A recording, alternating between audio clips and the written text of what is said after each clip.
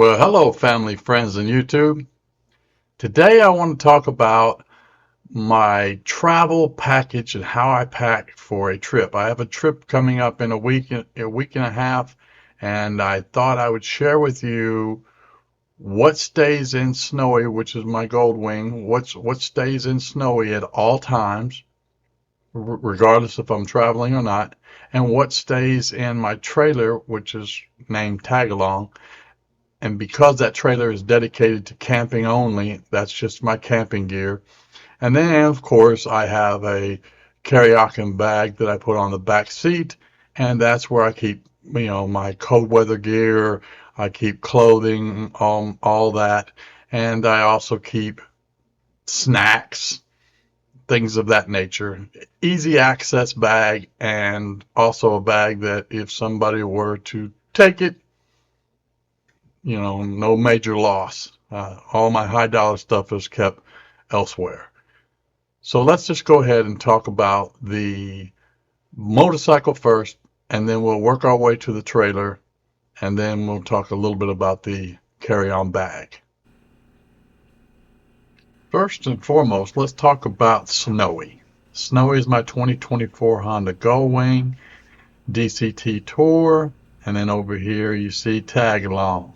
Tagalong got a custom little plate on the back because in Tennessee we're not required to have uh, regular plates for utility type trailers unless it's being used commercially. But anyway, we're going to talk about what I have in Snowee at all times and what's in Tagalong at all times. All right, let's begin with the left side saddlebag. And I have a basic side liner in there. And inside the first compartment, I keep a phone charger because I keep my phone in the side saddlebag and I keep it charged at all times. I don't ride with it on the handlebars. And then you can see out here I have some basic rags. You can never have too many rags for whatever various things that you need to use it for. And again, I don't use any distractions, so my phone stays in my saddlebag and stays charged at all times. And then in this other side compartment right here, I keep the center impulse helmet charger and a USB-C charger. Everything uses USB-C these days, but that center has a specialized charging port. So I keep everything in Ziploc bags just to keep it organized and keep it separate from each other. There's nothing to do with water. And here's my GoPro equipment and my wireless mics for my phone. But let's go ahead and dig in here into the back. It's where I keep my half cover for my Goldwing, so pulling over at night. And then of course here's my raincoat, my rain pants. My coat is water resistant anyway, so I only need the pants. And basically, if you have a Goldwing, one thing I can tell you is as long as you're moving and it's raining, rain goes around you. Let's go look at this, what I keep inside of my GoPro bag. All right, here is my two packs. This is the first one has to do with my wireless for my phone. Those are all my wireless mics that I utilize for my phone and the way to charge them. I just keep them separate from the GoPro bag because they have nothing to do with the GoPro. And inside my GoPro bag, I have two compartments. I have the top compartment and the bottom one. The top compartment has the wiring, the attachments that I use to put on my bike, different attachments for if I'm going to use other devices. So basically all my wiring and everything goes to the top. And then the lower compartment is where I keep all three of my GoPro cameras. I have all my batteries and everything all organized, and I have dots on each one of my cameras which represent a different type of purpose for that camera. One's for the helmet, one's for interviews and things of that nature. So that's basically simply my GoPro setup, since I have to travel with that at all times because you never know where you're going to capture footage at. So let's move on to the next. Now here we can see the trunk, and in the trunk I basically keep nothing. This is only where I put my helmets and gloves. But I have two Vantrue F1 recorders. The left one and the right one. The left one is basically designed for my front and rear camera. The right one is designed for my what I call Snowee's eyes. So if something I didn't capture on while traveling, I have that one set at 100% 4K. And those two is basically the brains of the operation. Then you have the right saddlebag, and this is the one where I keep various items in the top part. Here, let's go. I keep two flashlights automatically. I always have flashlights with me that have different settings for an emergency. I can flash them, things like that. They're always, I have rechargeable rechargeable flashlights. It's just, to me, flashlights are a must to have on any trip you're going on. You never know when you're going to need light outside in the dark. Now, the center compartment, I keep what I call the 8s. These are the double loops, and you can use those to strap things down in the event I need to, to strap something down. I have those. I have 8 of them that go with the buckle straps that I'll show you here, right here in this compartment. Here, I keep these buckle straps. Now, I know a lot of people like rock straps, and they use them. I like these, the metal clips, and you can just loop them, pull them tight, and they're not moving. Once you get them in place, they're not moving. And if you want to, for those of you that rappelled or anything like that, you can half hitch them if you want at the end, just to give you some extra security. But I keep about eight or 10 of those inside the bag too. You never know when you're going to need to strap something down. And traveling is traveling. You never know when you have to pick something up for whatever reason. Then you pull out your bag. This is my little bag here. But before that, let's see what I got tucked in this little nook. The first thing I have is, for this ridiculously expensive ultimate seat, I have a rain cover. Got to have a rain cover for a very expensive seat. And here is my disc brake lock for my front disc brake. But I just can't believe you pay that much money for a ultimate seat, and it has to have a rain cover when it rains. But again, it rains around the Goldwing most part. So let's go look inside this bag over at the table.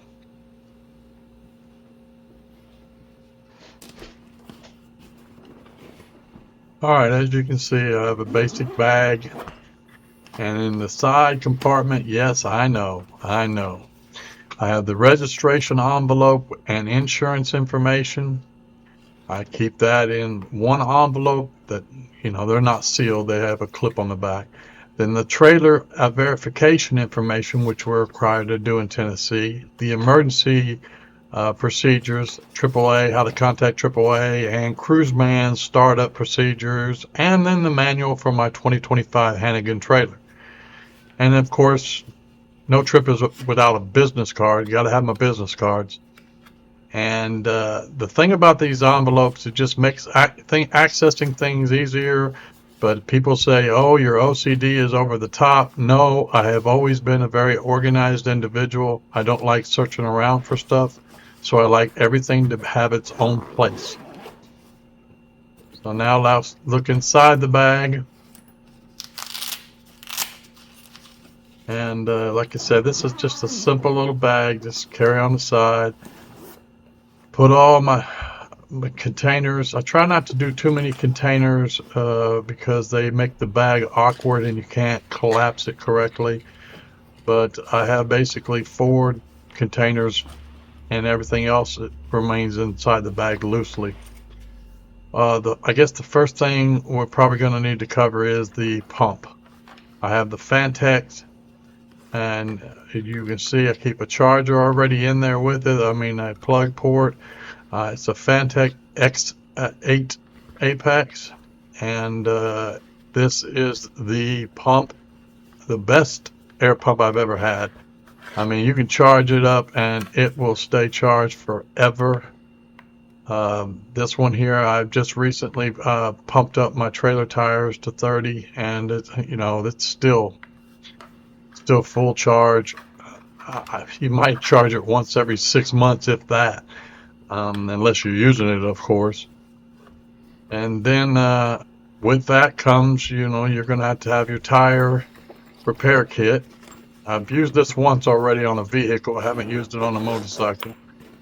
But you have your basic Fatec repair kit, and you can see all the items inside of it. The plugs are at the top part, mesh, and then you have your regular tools to change a tire. I mean, just to plug a tire. And of course, if I plugged a tire, I would eventually just simply have it replaced. I'm not going to ride around on a plugged tire for a long period of time. And then, of course, no trip is the same without having an emergency jump start. You got to be able to jump start your bike, especially cold weather. You just never know. You're on the road. You jump start your bike, start somebody else's bike, jump start a car. There's the brand you see I have, the the GB40, and you got to have them. You never know.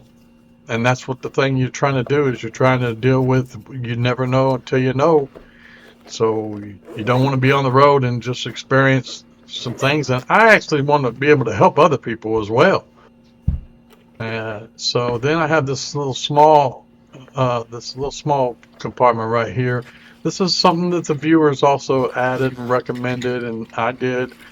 I put some extra little gauge wire here, so in case I have a short somewhere or it's on my lighting or something, I can fix it and repair it. Of course, that and with electric tape. And then I have a little compartment for some fuses. And the fuses are very important because of the amount of fuses there are. But before we go any further, let's stop here with the fuse part and let's cover it. All right, I want to basically go over everybody knows on the left side of your bike is where your battery's at. It's also where your fuse box is. And many people don't know that on the back you have one fuse of each one of the types of fuses that you have. You have one spare. And you can see the little numbers on the side to help you correlate, with what fuse you're wanting to pull for whatever reason or check. And then let's go over the fuses themselves. Here's basically what the cover is. And you basically have 3 5 amps. You have 8 10 amp fuses. You have 9 15 amps, 4 30 amps, and 1 40 amp fuse. And as you can see that's what those are designed to have at your ready. I usually keep 4 of each size of fuse. And then here is that I'm having trouble opening is the battery container for my Phobo 2s. I have them on my trailer and on my Goldwing, and the batteries need changing, and I carry these right here, carries 10 extra ones with me at all times. And that's basically what I call my electrical bag. It's just a small little bag, and just for electrical components. And then inside my regular box is going to be my tools, and I keep them in loosely so they will settle down, and they will rest at the bottom. You can usually fit more in that way. Of course, I got zip ties, and guess what? They're black and white. Box cutter, and then I have 2 different types of socket wrench, and then a socket hand spinner. That one's good for the traction dynamic engine plate at the bottom. Then I have, of course, viewers told me to add some hose rings, and I did that. They also said, there's an Allen wrench, but they also said add the zip ties, and I did that as well. And then I have the basic sockets that you need. Needle nose pliers, of course. As I said in a previous video, you can also use that to clamp on your positive post to jump start. Then your screws, and then here are your sockets, your 3mm, your 5mm, 6mm. These are basically with the hex heads or Allen heads on the tip of them. Then you have your regular sockets that I use, and I have them right here. Like I said, you only need basic ones, just the basic ones that you carry with the bike. And then inside here I keep some extra screws for the traction engine guard because I don't know why I lose one almost every time one falls out. And then here I have your push pins, you know, a little bottle of push pins. You know, those things get eaten up all the time. If you take something apart, you're going to lose a push pin. And so that's basically the setup as I have it now. And now we have the long-awaited Hannigan 2025 trailer. This is what I'll be carrying my camping gear in, and it's pretty much dedicated to the camping gear with the exception of one bag. Everything else has to do with camping. Um, the first bag I'll pull out of here is my computer bag for my laptop. It has everything in it. It has my external drives, all the things I need for my laptop. So that's nothing. I don't need to go into every single detail of that. This next bag here, this is the long table. This is what I call the large table that I will actually set my iPad on while inside my tent. And I'll show you little clips of that on the screen. Then I pull out my solo base camp, you know, overlandish tent. And that's the biggest and largest item inside the bag, inside the trailer. Then you have my what I call my tent bag. And this right here is the smaller table, which I use to put the AC, the heating and cooling unit. I set it up on top of it, keep it off the ground so that when I'm using the AC, the drainage will work. And then I have these pop-up seats. These are just little collapsible seats that I would use inside the tent, or outside the tent for that matter, anytime I want to stop and rest or something. So here is my Cybertech heating and cooling unit. It does both. It does the 5,000 and 100 or something BTUs of cooling and 6,000 of heating. I'll put that on the screen as well. And then there you got my sleeping bag, and then I got my pillow. My pillow all stuffed up in there because it collapses really well. And then in the back part here, which is a little compartment that people don't really see, that is my entire twin air mattress. That thing is aired up and it will be 18 inches off the ground. And it fits perfectly in the compartment towards the back. And so there's the tubes. I also keep the tube to the AC in the back in this corner here so that nothing collapses on it, that doesn't get damaged in any way. And so basically that's what I carry. Of course, I have inside there I have 2 wool blankets that I have rolled up that I carry also, and then I have the tarp for the base. What I call the footprint for my tent. It's a white tarp. Let's see here. Let me pull out my blankets real quick. I have 2 of these. These are wool blankets. So you never know. I can lay them on the ground, put my mattress on top of them, or I can use them as a cover. And then there is my footprint for my tarp, which is white. And you're wondering, why is everything I have black? Well, I'm a tactical background. And then why do I have a white tarp? Well, I'm a black and white theme. Let's go look at this bag at the table and see what we have here. All right, as you can see, this is my little tent bag, and inside of it is basically the things I need to set up my tent, provide the power and things. Here's a 50-foot outdoor extension cord, and then I have the 30 amp to 20 amp converter. In the event that the 20 amp one's not working at the campsite, I can just plug into the 30 instead and I will still be able to use it. These are my paracords and tie downs for my tent.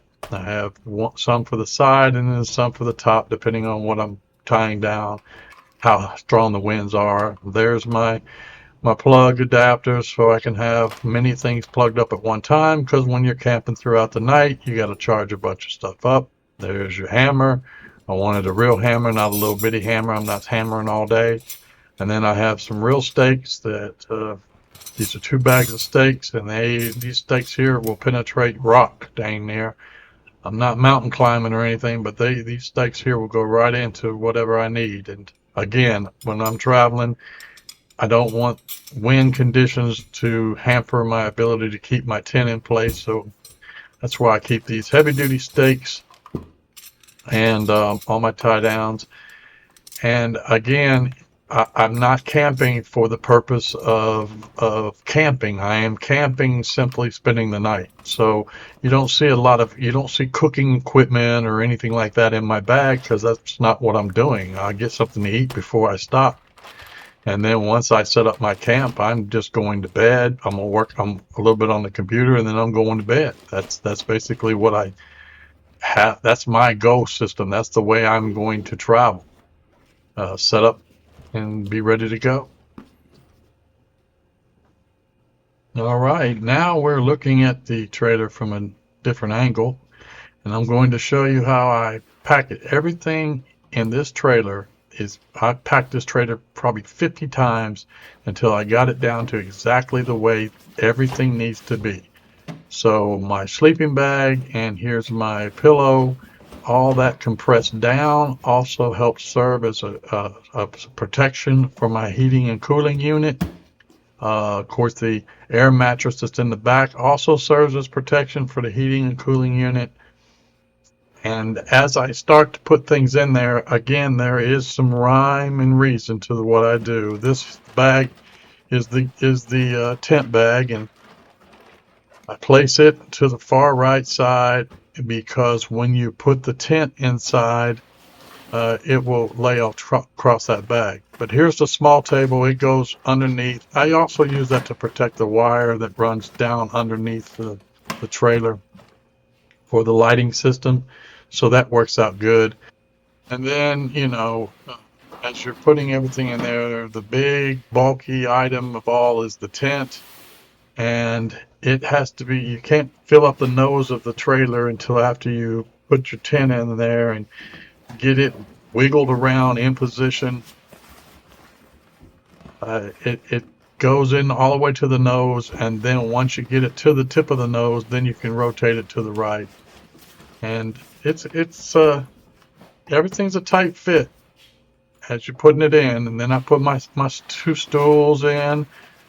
But I put, in this case here, I'll put 1 stool in just to hold the footprint down in place while I slide the table in.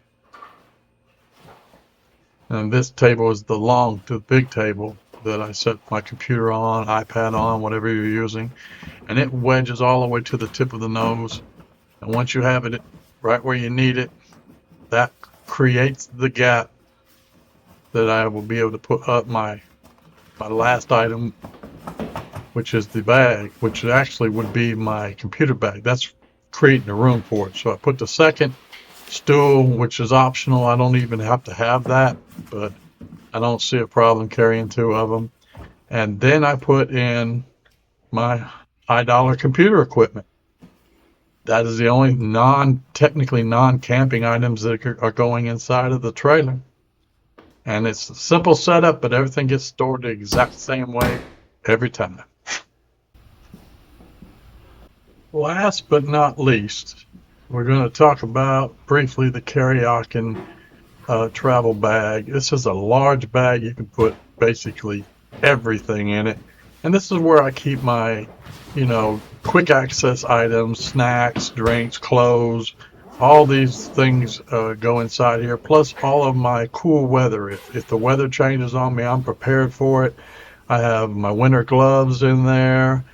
I also keep neck warmers.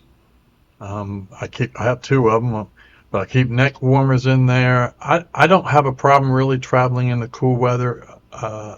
Haven't had to use the neck warmers, but they're there if I do.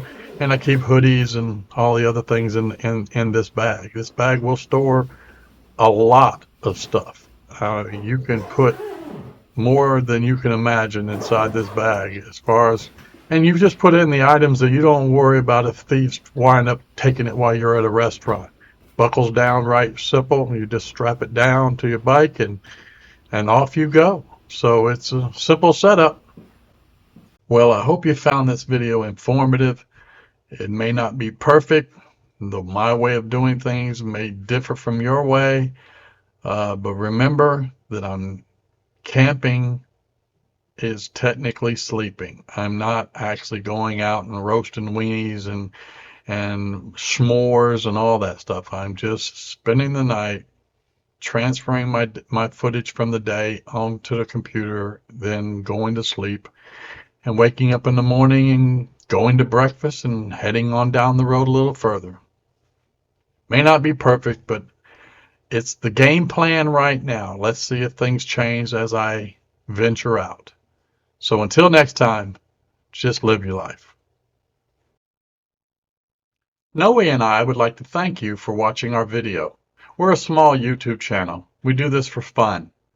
And we have basically content in 6 different categories. We have motovlogs, quick thoughts, Goldwing Flybys, maintenance, product reviews, and spotlight locations. Although we do this simply for fun, we ask that you help support our channel by simply going to Cruiseman's Garage and supporting his. We are part of the Cruiseman's 100,000 subscriber campaign.